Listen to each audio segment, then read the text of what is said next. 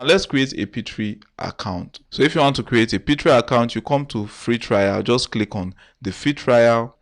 So the next thing is to fill in our details. So I already have an account on Pictory, but I'm going to show you how to get that done. I'm going to type my name right now, Gift Dan. Then I'm going to put in my email right here, which is the second one. Then I'm going to just click on sign up, right? As you can see, getting you signed up, please wait, right? So it's going to load up, and once it loads up, we're going to go to the next part. So as you can see, it has finally created the account for me. You can see welcome to Pictory. Pictory lets you create videos from scratch and also lets you edit, repurpose your own video. What do you have in mind today? Okay, let me just click on create video. So they are going to take me to the part I have the script, right?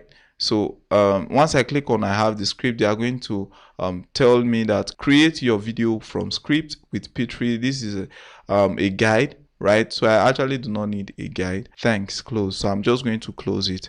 All right, so this is how you can create a Pictory account. If you want to learn how to use Pictory, I'm going to leave a link to that video in the description. Please do well to subscribe to this channel and also turn on the notification bell if you want to see more content like this. Don't forget to leave this video a like.